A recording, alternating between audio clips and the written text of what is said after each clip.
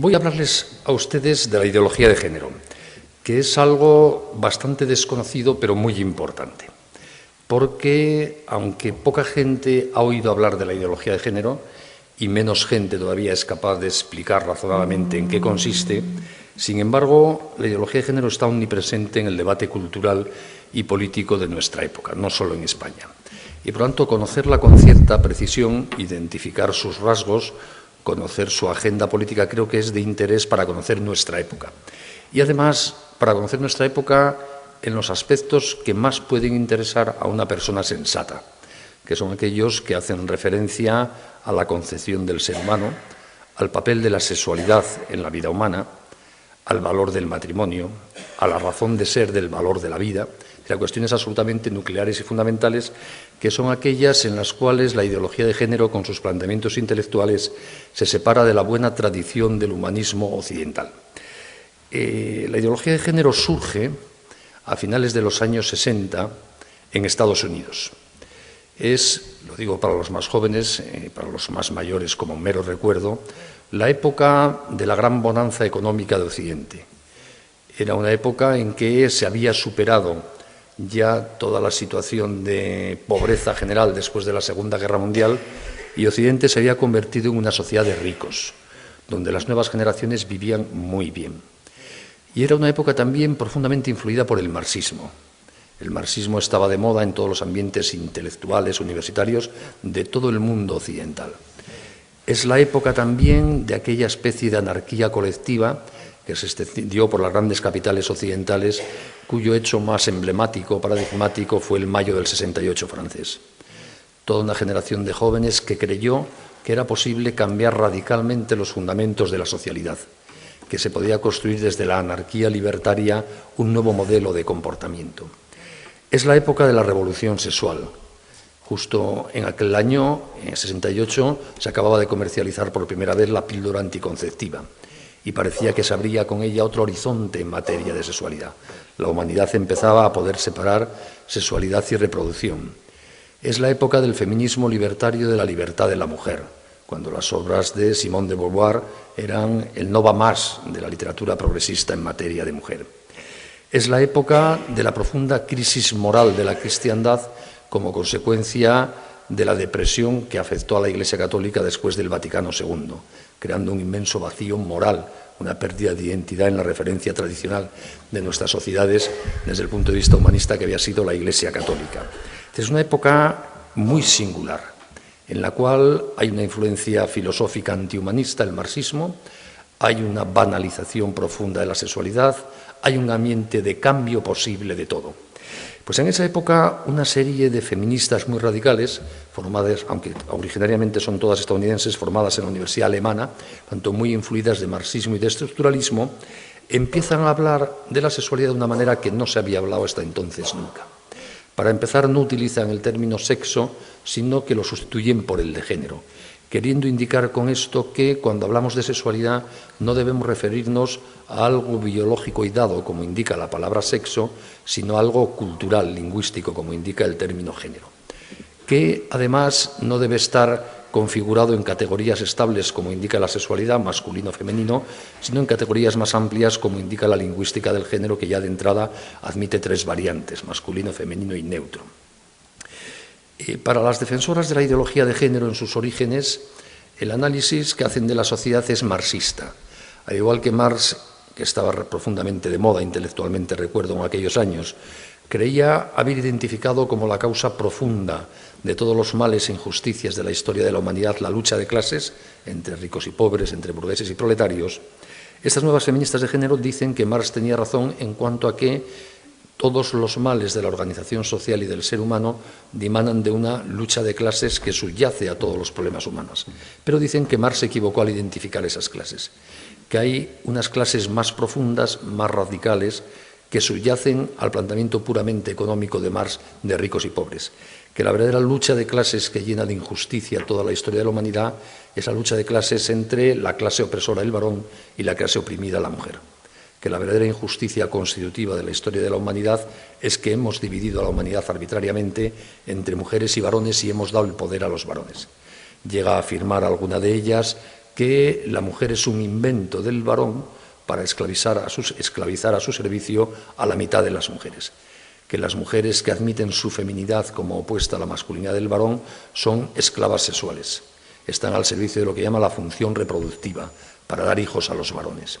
Y que ese es el problema real de discriminación y de injusticia que hay en toda la historia de la humanidad. Que todo lo que tiene que ver con la sexualidad, con la forma en que concebimos la sexualidad, es no natural, sino cultural. Y además es injusto. Que no hay en materia de sexualidad nada que sea natural. Más allá de la obviedad morfológica de los cuerpos genitalmente masculinos o femeninos, todo lo que asociamos a ese dato biológico es una construcción cultural opresora. Es la expresión máxima del machismo represor de la mujer. El matrimonio es una institución opresora inventada por el varón para esclavizar a la mujer a su servicio, para que tenga hijos para él.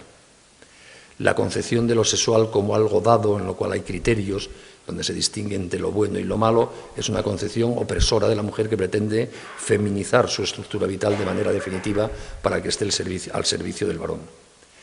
Que tener hijos esclaviza a la mujer, porque la convierte en una esclava del varón que la ha dejado embarazada. Y que, por lo tanto, si queremos liberar a la humanidad de esta profunda injusticia histórica que nos lastra desde los orígenes, hay que hacer, como dijo Marx, suprimir las clases sociales. Marx quería, para llegar a una sociedad justa en el futuro, el paraíso comunista, suprimir las clases sociales. El feminismo de género traslada esa categoría o esa promesa de futuro a esa lucha de clases que cree haber identificado entre hombres y mujeres. Y preconiza, y aquí empieza la agenda política de esta forma de entender las cosas, que para conseguir una sociedad justa hay que suprimir al hombre y a la mujer. Hay que suprimir las dos clases sociales en conflicto. Hay que suprimir esas estructuras de poder introducidas por el varón en lo más cotidiano de nuestra vida, como son el matrimonio y la maternidad. Solo así conseguiremos la verdadera liberación. Por lo tanto, la ideología de género preconiza, como idea fundamental de su filosofía política, una sociedad que ya no se articula alrededor de la dualidad hombre-mujer, sino que se organiza alrededor de lo que llaman la diversidad afectivo-sexual, donde ya no haya hombres y mujeres, sino plurales orientaciones afectivo-sexuales, donde no haya hombres o mujeres, sino homosexuales, heterosexuales, bisexuales, transexuales y lo que la imaginación dé de sí. Y donde no haya ninguna discriminación ni juicio de disparidad entre la valoración que se hace de unas u otras de estas orientaciones afectivo-sexuales. Estoy utilizando ahora toda la terminología propia de la ideología de género. Para empezar, para que vean ustedes cómo esta terminología tan rara y extraña se ha convertido ya habitual entre nosotros. A ustedes ya no les extrañará de que yo hable de género en vez de sexo, que hable de orientación afectivo-sexual. Es uno de los parámetros que nos permite ver la omnipresencia sin que nos demos cuenta de los planteamientos de género ya hasta en nuestra forma cotidiana de hablar. La agenda política de la ideología de género se traduce en la práctica en un intento, en consecuencia, de deconstruir, reconstruir, diríamos, el término deconstrucción lo toman de la filosofía estructuralista de Lévi-Strauss, muy de moda en aquellos años, de construir todo lo humano. Es un intento de cambiar radicalmente lo humano. A diferencia de las ideologías anteriores del siglo XX, comunismo, nazismo, la ideología de género no tiene un modelo de Estado, de organización de la vida económica, tiene un modelo de persona, de ser humano.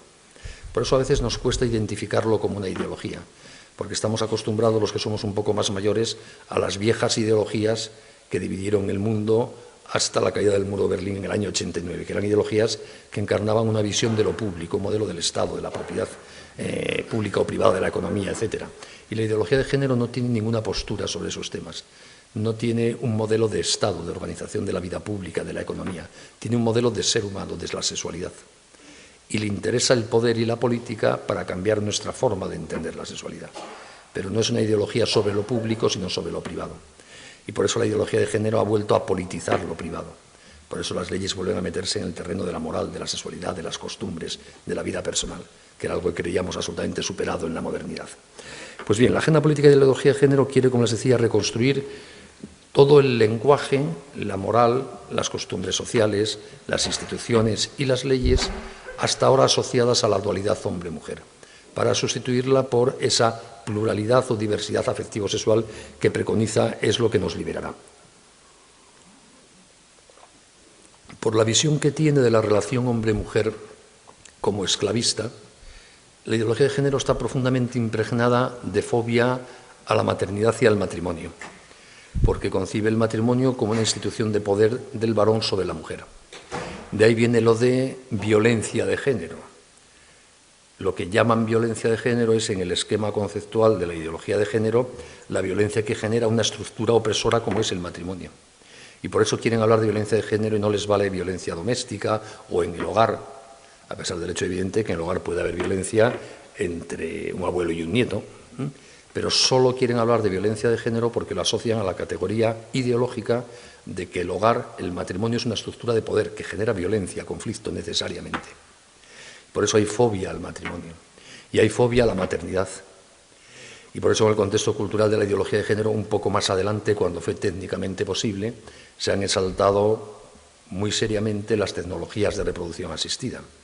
Porque en el planteamiento ideológico de género, si algún día las mujeres pudiesen verse liberadas del hecho de parir, ya llegaríamos a la liberación perfecta. El varón no tendría ningún poder sobre ellas. Y por eso, en el fondo, la maternidad la ven como algo malo, algo que limita la libertad sexual de la mujer, su capacidad de orientarse sexualmente. Por eso la fobia a la maternidad y la fobia al matrimonio impregnan todos los planteamientos políticos de género. Todo esto que les he contado puede parecerles a ustedes terriblemente abstracto y real, porque lo es. La ideología de género, como todas las ideologías, no tiene ningún fundamento en la realidad de las cosas, como no lo tenía el marxismo o el nazismo. Se basa en un profundo error sobre cómo son de verdad las cosas. El ser humano no es como dice la ideología de género.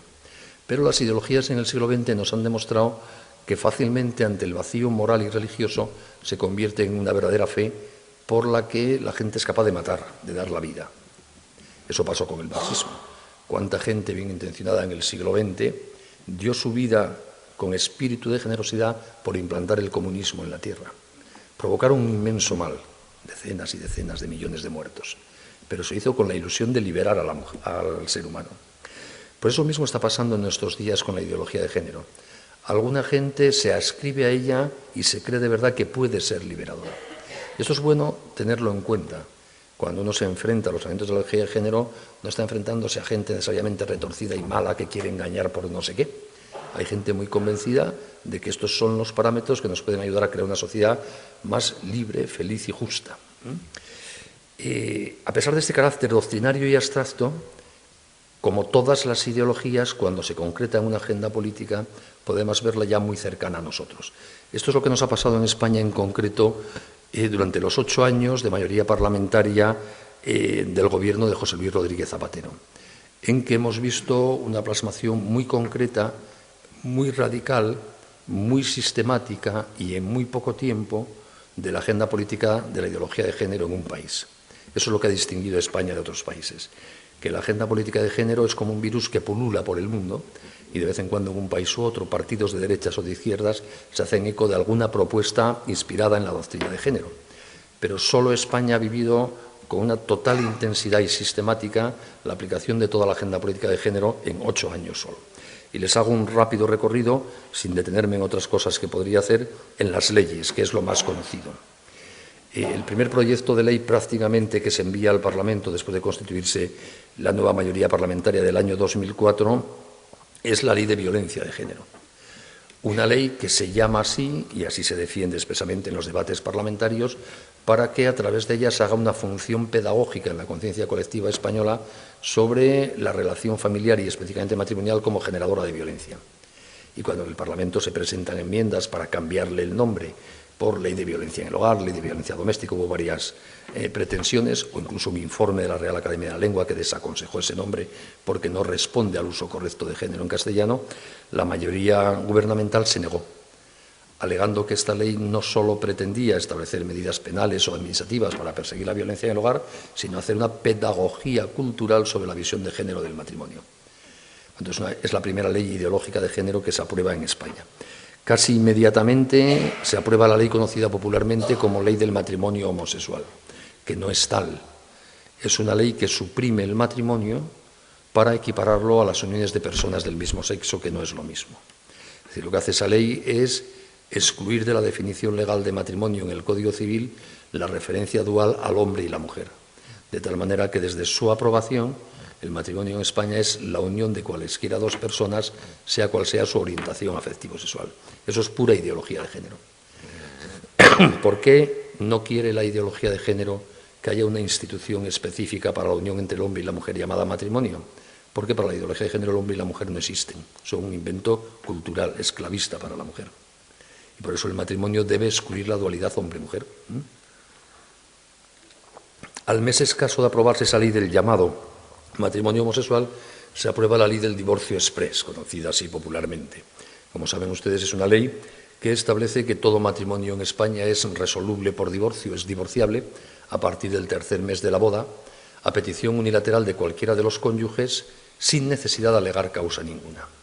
Es decir, que desde que entró en vigor no se puede pedir a los tribunales que protejan la estabilidad del matrimonio y solo se puede pedir a los tribunales, solo hay acción, diríamos los juristas, para pedir su ruptura a partir del tercer mes de la boda. Obviamente el divorcio no es un invento de la ideología de género, pero en clave de género hace falta un divorcio exprés, porque como el matrimonio no tiene nada que ver con la complementariedad hombre-mujer ni con la reproducción, solo debe durar lo que dure el afecto, la orientación, la sexualidad. No tiene ningún significado social, ninguna función social el matrimonio, es pura expresión de la afectividad sexual de las personas y debe durar lo que dure esa voluntad de expresión afectiva y sexual. Por eso encaja perfectamente en los planteamientos de género ese salto al divorcio unilateral y sin causa que establece en España la ley del conocido popularmente como ley del divorcio exprés. Y muy poquito después se aprueban dos leyes, la ley de investigación, estamos en el año 2007 ya, la ley de investigación biomédica y la nueva ley de técnicas de reproducción asistida, que convierten a España en el país del mundo, quitando algún sitio muy singular como Singapur, por ejemplo, donde hay más permisibilidad legal con todas las experimentaciones bioéticas y todas las técnicas que se pueden aplicar en el entorno de la reproducción artificial. Como pasaba con el divorcio, la reproducción asistida no es un invento de la ideología de género, pero como les indiqué antes, en la visión antropológica de la ideología de género hay una apuesta liberadora por este tipo de tecnologías. Y por eso, desde esas leyes, España es un país en el cual prácticamente se puede hacer de todo sin ningún contrapeso ético consagrado en la ley. Y de hecho hoy día hay cosas que son delito en Francia, en Gran Bretaña, en Alemania, en este contexto y que están permitidas por las leyes españolas del año 2007, como la clonación, por ejemplo. Porque hay una apuesta decidida porque progresen sin, repito, barreras o contrapesos éticos todas estas tecnologías, porque se las considera liberadoras de esa feminización de la mujer que en el fondo implica la maternidad biológica. Y muy poquito después, meses después y más, se aprueba la LOE, la Ley Orgánica de Educación, en la cual aparece tantas veces citada la palabra género que en el informe del Consejo de Estado, que como saben ustedes es un informe preceptivo y previo a la aprobación de los proyectos de ley, de ciertos proyectos de ley por parte del Consejo de Ministros, una de las sugerencias que se hace al Gobierno es que se suprima como 200 veces la palabra género del texto legal, porque dice el Consejo de Estado que ya aburre al leerlo, que basta con decirlo 4 o 5 veces tengan en cuenta el género, porque tampoco hay que estar soltándolo cada 2 artículos una vez, ¿no? Y es verdad. Y además de eso, de ese abuso aburrido ya incluso gramaticalmente, aparece la célebre asignatura de Educación para la Ciudadanía. Educación para la Ciudadanía tiene como singularidad en España no que en ella se hable ni del aborto, ni de la homosexualidad, ni del matrimonio, que no se habla en el desarrollo de la curricular de la asignatura, sino que introduce una teoría sobre la moral. Lo grave de Educación para la Ciudadanía, por lo que tantas familias en España nos opusimos a ella, es porque en el diseño curricular de esta asignatura, aprobada por Reales Decreto, se establecía como finalidad legal de la misma la formación de la conciencia moral de todos los escolares españoles menores de edad, porque es una asignatura que cubre el ciclo preuniversitario. Por lo tanto, la asignatura tenía como finalidad formar la conciencia moral y además tenía que formarse la conciencia moral de todos los alumnos en la visión de la persona y de la moralidad que incorporaba el currículum de la asignatura, es decir, en lo que había dicho el Gobierno que debía ser la moral. Por eso nos rebelamos contra ella, no porque hiciese un juicio que no nos gustase sobre un tema u otro, juicios inmorales puede haberlos en cualquier asignatura, hasta en matemáticas, sino porque consagraba el poder legal del Estado sobre la conciencia moral y el derecho del Gobierno a imponer su visión de la moralidad a todos los escolares. ¿Y cuál es la visión de la moralidad de la persona que subyacía todo el planteamiento curricular de Educación por la Ciudadanía? Subyacía la idea de que en una sociedad pluralista y democrática, como es obviamente la española, las que llaman morales privadas no pueden tener proyección pública legítima. Deben ser morales, sobre todo si tienen un fundamento religioso, que agoten su eficacia en el ámbito privado de la vida de las personas. Y por lo tanto, y en consecuencia, por ese prejuicio ideológico, la vida pública es un inmenso vacío moral. Si la única moral que de verdad existe, que es la que cada uno llevamos en nuestro corazón, no puede proyectarse en las relaciones sociales, obviamente las relaciones sociales tienen un problema, no hay moral. Y por lo tanto, según esa tesis que parte de ese prejuicio ideológico, el Estado tiene la obligación de llenar ese presunto vacío moral que hay en la vida pública con una moral que impone el propio Estado. ¿Cuál es esa moral? Lo que Educación para la Ciudadanía llama moral democrática, moral pública. Es una vieja tesis defendida en España, por ejemplo, por Gregorio Peces Barba, que es extraer de las leyes en vigor la moral. La única moral legítima en una sociedad democrática, según este planteamiento, es la que se deduce de las leyes.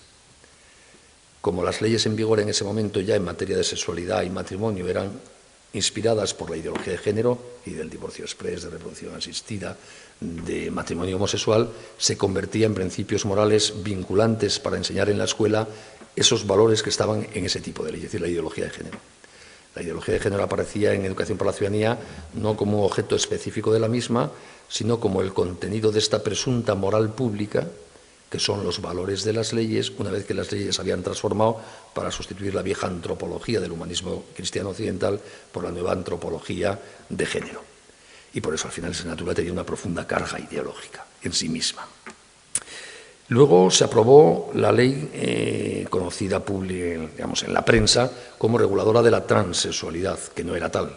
Era una ley que modificaba el registro civil. La transexualidad, como saben ustedes, es un fenómeno que existe, tan viejo como la humanidad. Tenemos rastro de ella en la Biblia, en la literatura egipcia, griega, romana, babilonia, etc. En materia de sexualidad, dicho sea entre paréntesis, no hay nada nuevo bajo el sol desde la época de las cavernas. Está todo inventado. No es verdad que en el siglo XX hayan aparecido nuevas formas de familia o nuevas formas de sexualidad. Es uno de esos pocos campos en que no se ha inventado nada nuevo desde hace miles y miles de años. Todas las virtudes y todos los defectos están ya vistos y más que vistos. No hay nada nuevo posible.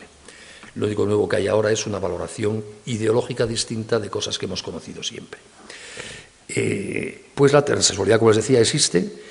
Es una enfermedad, los médicos la llaman disforia de género, está catalogada como tal, que por las razones que sean, tema más complicado, lleva a que algunas personas no se identifiquen en la autopercepción de sí mismas como personas con la sexualidad de su cuerpo. Es decir, mujeres, biológicamente mujeres, que se sienten hombres y hombres que se sienten mujeres. Y cuando eso sucede, que no es muy frecuente en España, según la Sociedad Española de Endocrinología, que es la especialidad médica que trata la disforia de género, hay unas 6.000 personas diagnosticadas de disforia de género. No es un tema cuantitativamente tan relevante, pero existe y siempre ha existido. Y cuando existe disforia de género, algunos médicos aconsejan eso que se llama popularmente una operación de cambio de sexo. El cambio de sexo en sí mismo es imposible, porque todas las células de un cuerpo son masculinas o femeninas, todas. Todas las células de mi cuerpo son masculinas. Todas las células del cuerpo de Polonia son femeninas. No solo las genitales, todas. Por tanto, cambiar de sexo es imposible. Lo que uno puede hacer con tratamientos quirúrgicos y hormonales es cambiar la apariencia externa genital de su cuerpo. Se extirpan o se ponen determinadas cosas y la apariencia externa del cuerpo puede pasar de una apariencia masculina a una apariencia femenina, pero sigue siendo un cuerpo masculino o femenino porque eso no es cambiable. Y cuando había estas llamadas operaciones de cambio de sexo, ya la jurisprudencia hace muchos años que había reconocido nuestro Tribunal Supremo que una persona que se había operado, o sea, que tenía un cuerpo aparentemente de forma externa de otro sexo distinto de aquel que tuvo al nacer, podía cambiar su inscripción en el registro civil para obtener un DNI que fuese acorde con la apariencia externa de su personalidad. De tal manera que una persona podía haber nacido como hombre llamado Manuel y si se operaba de sexo y su cuerpo aparentaba ser una mujer, podía lograr que le diesen un carnet de identidad que pusiese María Luisa. Bien, puede ser discutible o no. Pero con esto lo que quiero decir es que no había un problema legal o jurídico con la transexualidad en España. Estaba ya resuelto hace mucho tiempo por el Tribunal Supremo. Por tanto, lo que hace la nueva ley del año 2007 no es regular la transexualidad, a pesar de que eso es lo que se dijo en la prensa. Hace algo mucho más profundo e ideológicamente cargado. Como ustedes saben, lo que nos define como personas ante el derecho civil del Estado es el registro civil. Uno nada más nacer es inscrito en el registro civil y se le inscribe con los datos que en ese momento constan de su persona, que son la fecha de nacimiento, quién es papá y quién es mamá, y si es hombre o mujer. Así se inicia una inscripción en registro. Por lo tanto, el ser hombre o mujer es algo que hasta ahora nos definía jurídicamente. Lo que hace esta ley es permitir que se cambie esa inscripción como hombre o mujer una vez que uno es ya adulto sin necesidad de hacer operaciones de cambio de sexo. O sea, de tal manera, con la nueva ley, una persona que es hombre o mujer, también en la apariencia genital morfológica exterior de su cuerpo, puede inscribirse como del otro sexo. Es decir, lo que hace en el fondo es sustituir el sexo como dato definidor de la persona a efectos jurídicos civiles por el género, por lo que yo decido ser. Si yo decido ser mujer, aunque mi cuerpo sea masculino, tengo derecho a inscribirme como mujer. Es decir, lo que importa es lo que yo decido, el género, no el sexo, lo que tengo, lo que soy. Por eso esa ley es una ley profundamente cargada de ideología. Se vende como una manera de resolver el problema de un pequeño grupo de seres humanos y no es verdad. Es una ley de una carga ideológica brutal. Probablemente la más grave, aunque sea la más desconocida, desde el punto de vista de su carácter ideológico transformador de la forma de ver las cosas en la ley y por el efecto pedagógico de la ley en la propia sociedad española. Luego, porque eso, como os decía antes, a través de educación para la ciudadanía, se traslada a la moral que enseñamos a los niños en las escuelas, ¿no? Y después de esa ley se culmina ya la agenda de género con la llamada Ley del Aborto del año 2010. El aborto, evidentemente, no es un invento de la ideología de género, pero para la ideología de género es imprescindible que la mujer tenga derecho a abortar. No que no sea un delito, que no se castigue, sino que sea un derecho de la mujer. ¿Por qué? Porque la esencia de la ideología de género es desvincular a la persona de su sexualidad y a la mujer de su posibilidad de ser madre. Por eso, en la ley del año 2010, que se llama legalmente Ley Reguladora de la Salud Sexual y Reproductiva y de la Interrupción Voluntaria del Embarazo, de forma coherente con este nombre, se dedica a la regulación de la llamada interrupción voluntaria del embarazo, es decir, el aborto, solo los artículos 11 y siguientes de la ley. Los 12 y siguientes. Los 11 primeros se dedican a regular lo que la ideología de género llama salud sexual y reproductiva, que es la visión de la sexualidad propia de la ideología de género. La propia expresión salud sexual y reproductiva es propia de la ideología de género. Y consiste en afirmar que forma parte del derecho constitucional a la salud el derecho a no ser madre. O sea, la posibilidad de excluir la maternidad forma parte de mi derecho a la salud. Eso es lo que llama salud sexual y reproductiva. Y por lo tanto, el derecho garantizado y financiado por el Estado a todos los medios técnicos o quirúrgicos a los que una pueda acudir para no ser madre. Y de hecho, cuando esa ley del año 2010 habla del derecho a la maternidad, lo que quiere decir es el derecho a no ser madre. No es el derecho a tener un niño, es un derecho a quitártelo de encima. Y por eso esa ley es la ley más abortista de todo el mundo. No tanto por los plazos o los casos en que permite el aborto, que es ya de las que más generosamente lo permite, sino porque es la única ley del mundo que yo conozca que reconoce el aborto como un derecho subjetivo de rango constitucional de la mujer. No como algo que no se castiga, como algo que se permite, sino como algo a lo que se tiene de una prestación obligatoria del Estado hacia la mujer. Eso que yo sepa, ese paso no lo ha dado ninguna ley del mundo. Y lo da la ley española porque eso es el planteamiento de género. No es ya solo eso que no se castigue, que se permite, que se ayude, es que forma parte del derecho a la definición de la personalidad femenina, el derecho a abortar. Y por debajo del aborto, por supuesto, anticoncepción, esterilización y todo lo que ustedes quieran. Son leyes, como ven ustedes, que más allá de resolver de manera acertada o no, justa o injusta, un problema jurídico o un conflicto social, tienen una vocación de transformación antropológica, de la visión de la persona. Por eso son leyes profundamente ideológicas. Y por eso, cuando se ve el elenco de todas ellas, se ve que España ha vivido una verdadera revolución cultural. En otros países hay gente que preconiza el matrimonio homosexual, que preconiza más divorcio o más aborto. Como les decía antes, son propuestas más o menos sueltas, que tienen éxito, no éxito, que las apoya un grupo dentro de la clase política, otro. En España, que yo sepa, es la única ocasión que hemos vivido en tan poquito tiempo una transformación tan sistemática y radical de los principios humanistas que inspiraban en cuestiones básicas como vida, sexualidad, familia, matrimonio, a la vieja civilización occidental por las categorías intelectuales de una nueva antropología, la ideología de género. Por tanto, como ven ustedes, aquello que cuando lo explicábamos teóricamente parecían cosas tan raras, lo tenemos aquí.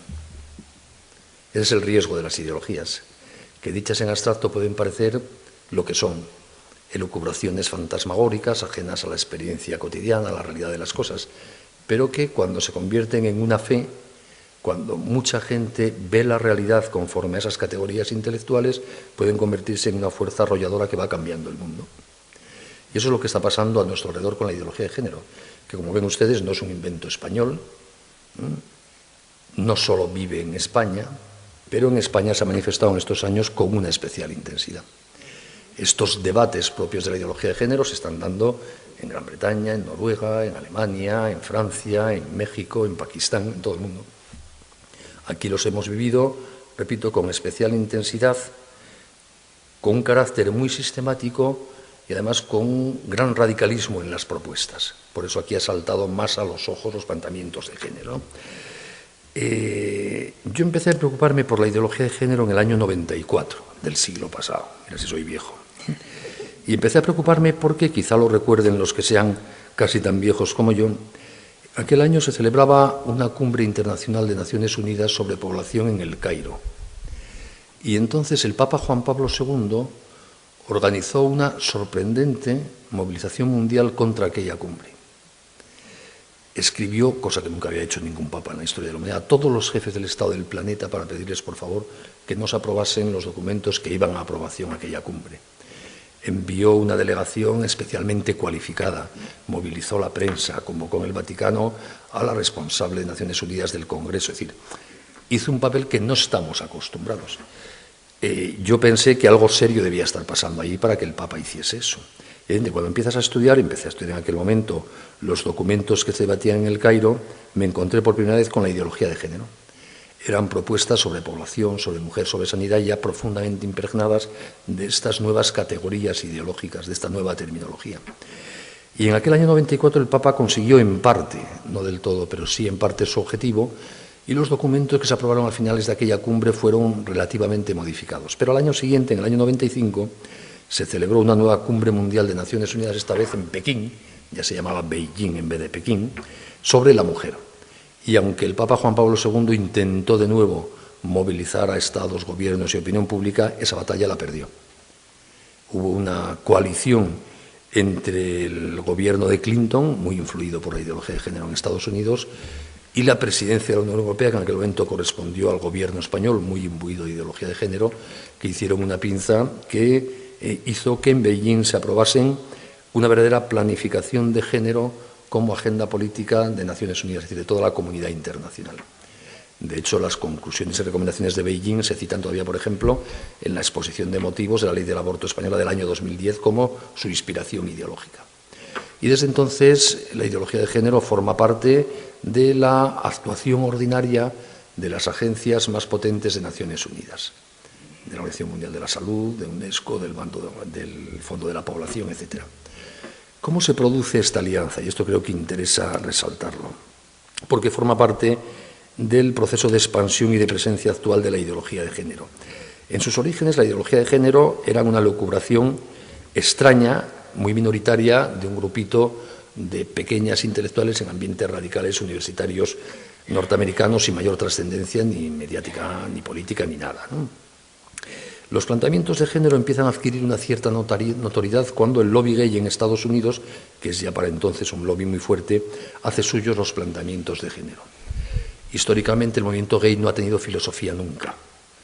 Así como el feminismo siempre ha tenido filosofía, el movimiento gay ha sido un movimiento de reivindicación de hechos, de cambios legislativos. Pero cuando los líderes del movimiento gay, repito, ya muy organizado en Estados Unidos, empezaron a oír este discurso de género, se dieron cuenta de que lo que estaban diciendo esas feministas es que, entre otras cosas, que la homosexualidad es normal, que es tan normal como la heterosexualidad o cualquier otra orientación afectivo-sexual.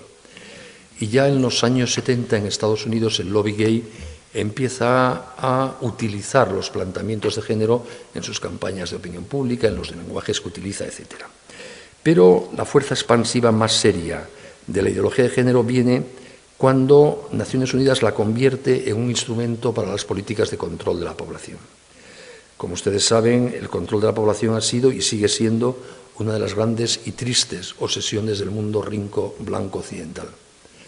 La mentalidad malthusiana que caracteriza nuestra época y que impregna la política de los países ricos está intentando por todos los medios que la humanidad no crezca. Nos quiere convencer erróneamente de que tenemos un problema de superpoblación cuando no es verdad. Y se están gastando ingentes cantidades de dinero en campañas masivas permanentes de esterilización, de anticoncepción, de aborto en todo el mundo. Pues bien, en el año 69 en concreto, justo cuando la ideología de género empieza a hacer su aparición editorial, en Estados Unidos se firma un documento, el llamado Memorándum Kissinger-McNamara, aunque lo firma el presidente Nixon, pero a propuesta de sus ministros McNamara de Economía y Kissinger de Asuntos Exteriores, que solo conocimos casi 30 años después cuando lo desclasificó porque era secreto el presidente Reagan, que es un memorándum que ordena a todos los agentes de política exterior de Estados Unidos, que en aquel momento era la cabeza del mundo y del imperio, no como ahora, ahí mandaba en aquella época Estados Unidos, les ordena que todos tengan como prioridad política absoluta el control de la población en el mundo. No la lucha contra el comunismo ni nada, ¿no?, sino el control de la población en el mundo. Y además advierte ese memorándum de manera muy inteligente que como esto puede ser percibido en el tercer mundo como una política imperialista y colonialista de Estados Unidos, hay que disimularla. Y hay que presentarla como una política de liberación de los pueblos pobres del tercer mundo.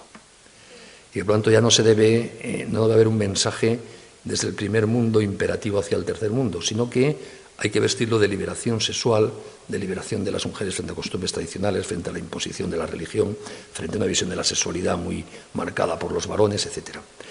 En la implantación práctica de ese memorándum, el Fondo de Población de Naciones Unidas, que se crea 2 años después para cumplir lo que se preveía en ese memorándum, empieza a hacer suya la ideología de género para esta transformación cultural del mundo. De hecho, en aquellos años, una de las presidentas del Fondo de Población de Naciones Unidas dijo: ya no se trata de controlar la población del mundo dentro de los roles de género tradicionales como hemos hecho hasta ahora. Ahora se trata de cambiar los roles de género tradicionales para controlar la población del mundo. Y Naciones Unidas, o sea, Estados Unidos detrás, empieza a invertir en la difusión de la ideología de género. Es cuando Naciones Unidas se empieza a implicar en lo que llaman educación sexual, en la formación de la mujer para que teóricamente se libere, es decir, para que introduzca prácticas de anticoncepción, cuando empieza a presionar a los países del tercer mundo para que legalicen el aborto, etcétera, etcétera, ¿no? Y la traslación de toda esa mentalidad llega a su mayor efervescencia pública con las cumbres del Cairo del año 94 y la de Beijing sobre la mujer del año 95, donde todo esto que se venía larvadamente desde hace años impregnando Naciones Unidas, sus políticas, sus documentos, ya se oficializa. Y desde entonces ya es la política oficial de Naciones Unidas, porque las cumbres de Cairo y de Beijing inspiran básicamente 3 de los 5 de los llamados objetivos del milenio, que son en este momento la agenda política oficial de Naciones Unidas. De hecho, de los objetivos, en el que más se gasta es el objetivo 5, que bajo el nombre de liberación de la mujer y lucha contra la pobreza está dedicado solo a defender en el mundo el aborto y la ideología de género. Les digo esto para que no crean que estamos hablando de un problema español o de un problema de Rodríguez Zapatero. No, es un problema que aquí ha tenido sus concreciones, es un problema que es un problema del mundo de nuestra época. ¿Por qué me preocupa a mí la ideología de género? No me preocupa porque yo crea o tenga miedo de que pueda prosperar y llegar a imbuir, de hecho, la forma de pensar de la humanidad. Entonces, porque si fuese así, la humanidad desaparecería en esa generación. Si todos tenemos miedo a la vida y no entendemos nuestra sexualidad, no tenemos ningún futuro. Me preocupa porque lo que está en juego es la felicidad de las personas. Me preocupa porque yo estoy convencido, desde la altura de mi edad, que ya he visto mucho, que las personas que se dejan engañar por la visión de la sexualidad propia de la ideología de género, es muy difícil que sean felices. Pueden pasar unos cuantos fines de semana muy cachondos, eso no lo discuto. Pero construir un proyecto vital trabado, fuerte, de los que generan felicidad, muy difícil. Por eso a mí me preocupa blindar a las nuevas generaciones frente a la ideología de género. Explicarles de qué va esto, advertirles de los riesgos que tiene, por lo menos para que, si quieren, lo rechacen. ¿En qué se traduce en la práctica de las personas, más allá de las leyes, de las políticas de control de la población, etcétera, la ideología de género? ¿Cómo afecta a nuestros hijos, a nuestros alumnos? Pues afecta, aunque no conozcan nada de todo esto que yo he explicado, en la forma de percibir su propia sexualidad. Para una persona que acepta los planteamientos de género, la sexualidad es algo puramente genital y externo, que no compromete su personalidad, maleable, utilizable para obtener placer, sin ningún significado natural, donde la complementariedad hombre o mujer no es un dato, de hecho es una opción, y donde la maternidad no es algo vinculado a la sexualidad, sino otra opción para el que quiera. Y por lo tanto, los que ven las cosas así se acostumbran desde muy pequeñitos y eso es lo que se llama muchas veces por ahí educación sexual, a confundir la formación afectivo-sexual con el conocimiento de técnicas para obtener un mayor placer sexual. Y entienden por educación sexual el estudio de las combinaciones posibles de agujeros para obtener placer sexual. Y no ven más allá de ese horizonte. Y cuando una persona va analizado así su sexualidad, luego intenta construir algo creativo, que eso es el matrimonio, sobre la dimensión sexual de su personalidad, con otra que también ha banalizado su sexualidad, no lo consiguen, porque así es imposible conseguirlo. Y por eso tantos matrimonios fracasan hoy día. Porque van al matrimonio él y ella habiendo trivializado absolutamente la maravilla de su sexualidad. Y sobre algo trivial no se construye nada importante. Y porque además, quienes ven las cosas así, se acostumbran al juego erótico sexual como fuente de placer y van interiorizando que lo único malo que les puede pasar es la vida, quedarse embarazadas. Y por eso a esta visión negativa de la sexualidad se asocia anticoncepción, preservativo, aborto. Y cuando muchos años se juega la sexualidad con esa visión de miedo a la maternidad, es muy difícil cambiarlo luego cuando te casas. Sigue habiendo miedo a la maternidad. Y cuando hay miedo no hay compromiso, y por lo tanto el matrimonio no funciona. Ese es el problema de una gran parte de nuestros jóvenes cuando se casan, que se casan con la misma ilusión que nos hemos casado todos siempre, de que eso dure para siempre. Pero ya han perdido las claves morales, intelectuales, antropológicas para entender cómo hay que jugar a eso para que pueda durar para siempre.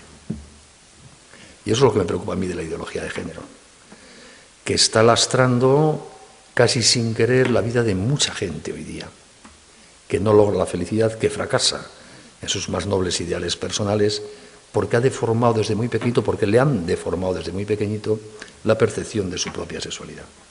Porque no es verdad que la sexualidad sea algo externo, genital, vinculado al placer. No es verdad. La sexualidad es algo mucho más importante. La sexualidad para los seres humanos es sustancial, hasta tal punto que la sexualidad es una de las dos cosas que nos distinguen de los animales. La otra es la racionalidad. Porque los animales se limitan a estar sexuados y ejercer la sexualidad en la época de celo. Pero fuera de la época de celo no afecta para nada su estilo de vida. La vaca y el toro pastan en la pradera igual fuera de la época de celo. En cambio, a los seres humanos la sexualidad nos constituye las 24 horas del día de los 365 días del año de todos los años de nuestra vida. Porque no hay otra forma de ser un ser humano que ser hombre o mujer. Y por lo tanto la feminidad y la masculinidad para nosotros son absolutamente relevantes, constitutivos, esenciales. Y quien banaliza su sexualidad, banaliza su personalidad. Quien hace trivial su sexualidad, hace trivial su personalidad.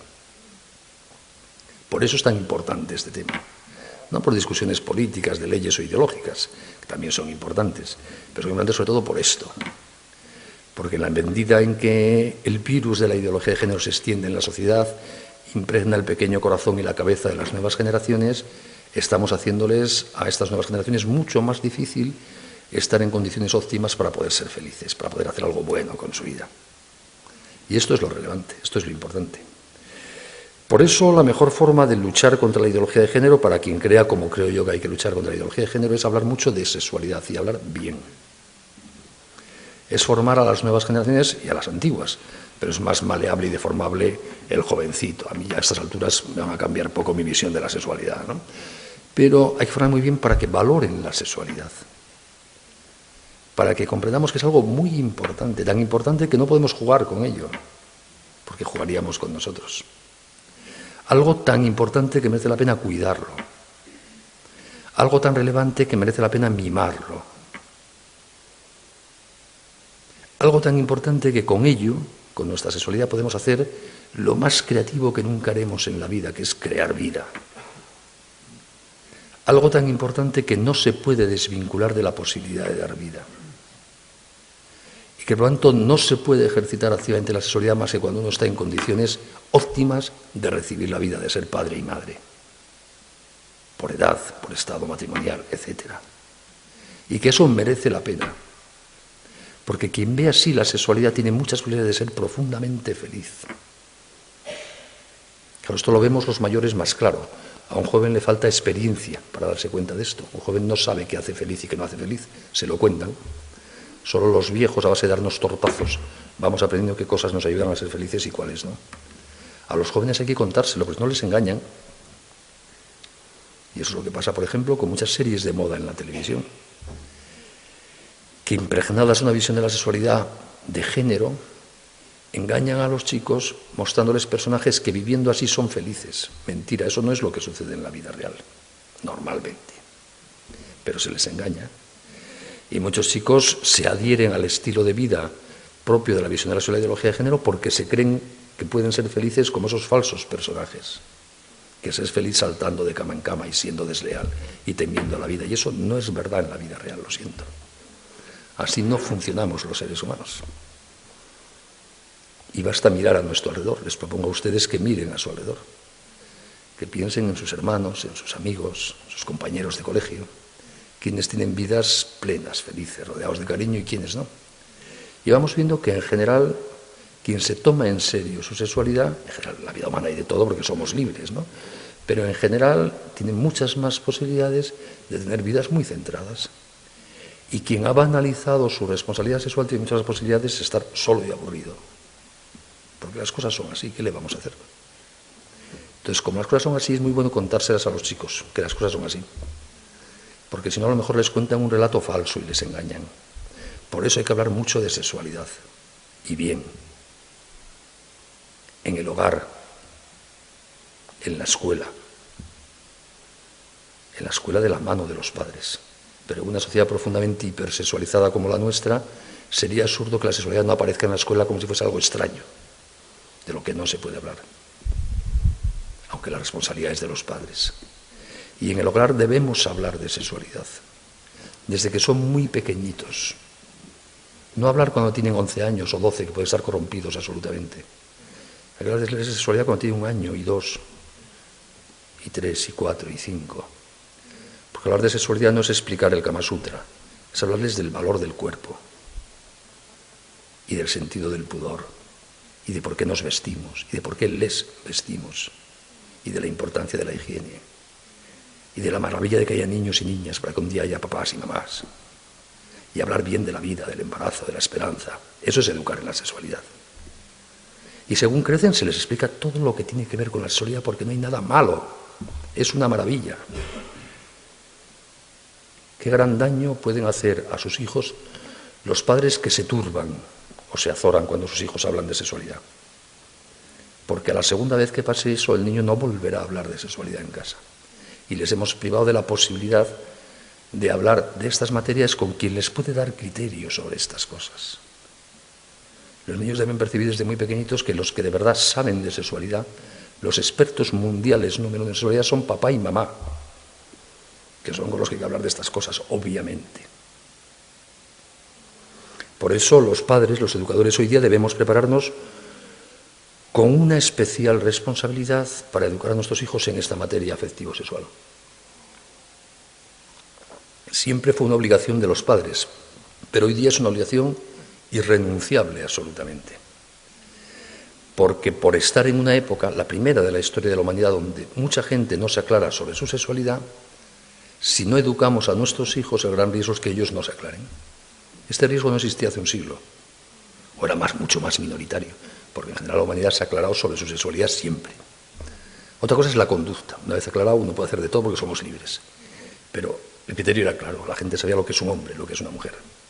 El sentido de la complementariedad físico-psíquica entre hombres y mujeres. La razonable apertura a la vida del sentido de la sexualidad en la especie humana. Pero esto es lo que hoy día la gente no entiende.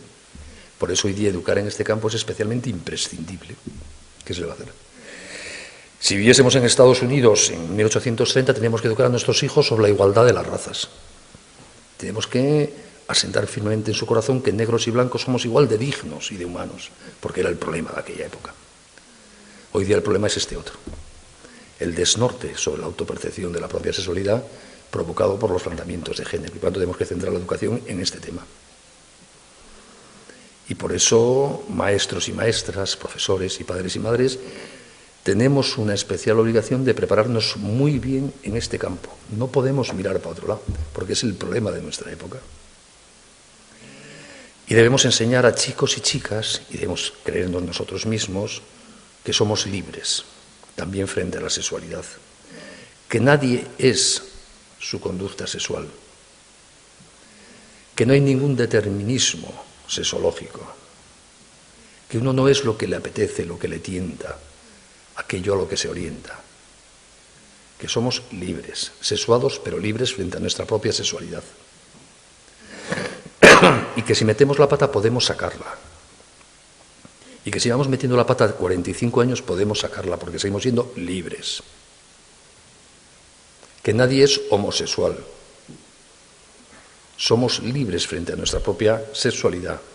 Podemos tener tendencias, apetecernos, hacer, vale, pero seguimos siendo libres frente a nuestra sexualidad. Nadie está condenado a nada. Esto es muy importante en el proceso de educación. Enseñar a los chicos y a las chicas que no tiren la toalla ante sus propios defectos y fallos. Nosotros mismos no desesperar ante sus propios defectos y fallos. No darles la sensación de que no nos fiamos de su libertad para ser mejores o que hemos perdido la fe y la esperanza en eso. Qué terrible traición es no tener fe en los que queremos, especialmente en nuestros hijos. Por muchos años que lleven haciendo cosas erróneas, que las harán, por supuesto. Faltaba más, con los incentivos que hay, por supuesto, como las demos nosotros de vez en cuando. Y no pasa nada entre comillas, siempre que he hecho una cosa mal, uno sepa, he hecho una cosa mal, debo rectificar.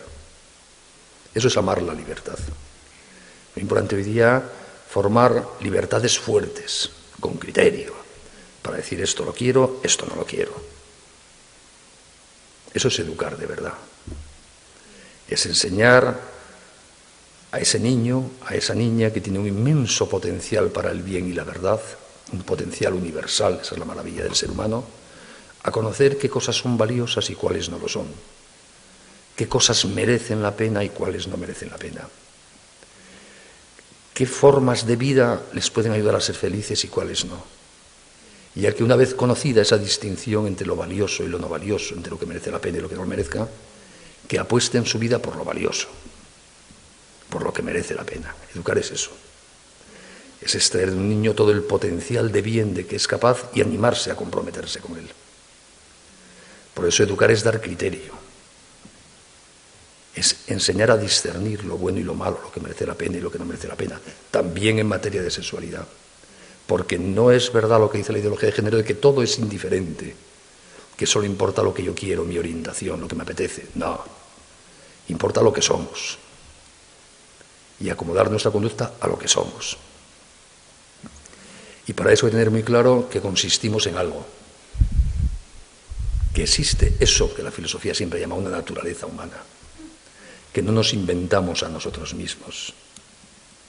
Que podemos conocer con certeza en qué consistimos. ¿Qué es eso que llamamos naturaleza humana? Por tanto, podemos conocer con certeza razonable qué cosas nos hacen buenos y qué cosas nos hacen malos. Y que eso no lo decidimos nosotros mismos, lo encontramos analizando la realidad en que consistimos. Y que encontrado, conocido, lo que nos hace buenos, merece la pena apostar por intentarlo. Eso es educar también en materia de sexualidad. Por eso, y concluyo, la ideología de género no es solo hoy día una discusión para intelectuales, no es solo un problema de políticos, es un problema que debemos hacer nuestro todos aquellos que queremos a alguien y que queremos en consecuencia que sea feliz. Porque si queremos ayudar a aquel al que queremos a ser feliz, tenemos que ayudarle en la medida de nuestras posibilidades a aclararse sobre su sexualidad, a no dejarse desnortar, en consecuencia a no dejarse desviar en la autopercepción de su cuerpo y de su sexualidad por los fundamentos erróneos de la ideología de género. Y tenemos que aprender a hablar bien de la sexualidad y de la familia y del matrimonio y de la vida, para hablando bien ayudar a los demás a hacerse buenos, para hablando bien de estas cosas ayudar a los demás a apreciarlas. Eso es educación, eso es amistad, eso es influencia en la sociedad.